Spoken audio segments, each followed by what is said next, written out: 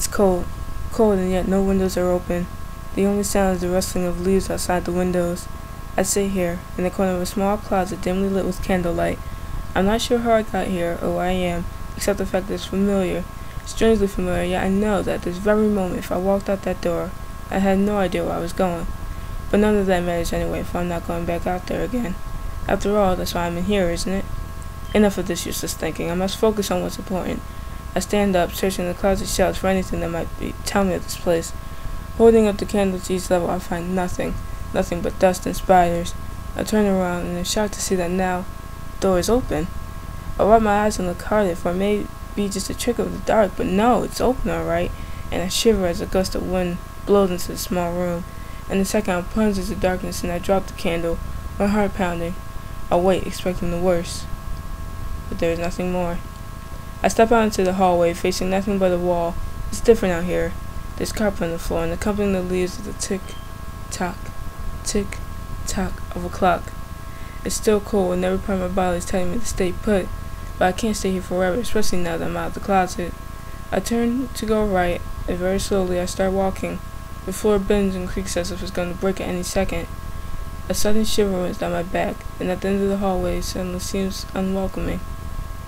I stop in my tracks, looking on, not wanting to go any further, when a figure, no, a shadow, passes by. But it couldn't be. There isn't a light in this hallway, which means it must have been a person. But there is no noise. No noise of human footsteps as creaky as these floors are. For a moment I considered going after the person, for they looked as if they knew the way.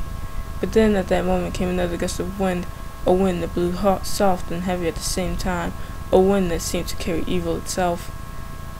And when that wind passed came the sound of footsteps. It was at this moment, the moment when my heart pounded so loud I could hear in my ears and my legs felt like lead but moved like jelly, that I ran. Tick-tock, tick-tock. The sound got closer with every passing moment.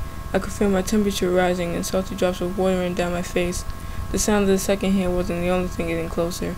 The feeling of someone behind me, like the feeling of being stared at, a pressure, not at all physical, but a stare, resting on your shoulders and calling in your ears. I willed myself not to turn around, afraid of what I might see. My feet, one in front of the other, over and over, going faster with every step. Almost tripped over a bump in the carpet, flailing my arms and thinking I would fall and become victim to this terrible place. It felt as if that second was in slow motion, and I caught the glimpse of a door ahead, which raised my hope. The feeling of success filled me up to my face and clogged my ears. I was reminding myself that I was not there yet when my outstretched hands felt the recognizable feeling of a cold metal door handle. My first instinct was to pull, and pull I did. I could feel the bottom of the door scraping against the floor at first, then lifting off. My excitement got the best of me as the door swung open, leaving me with the feeling of success. Peering through the door quickly, I faced a winding staircase, the tick-tock echoing through, telling me that the source was at the bottom. But I'm afraid I have stood here for too long, for once again that feeling, the feeling as if someone's watching you, has crept up on me. This time it's at its closest, the pressure most great, like the presence of a person whispering in your ear. I'm not sure how I got here, or where I am, except the fact that it's familiar, strangely familiar, and now I remember.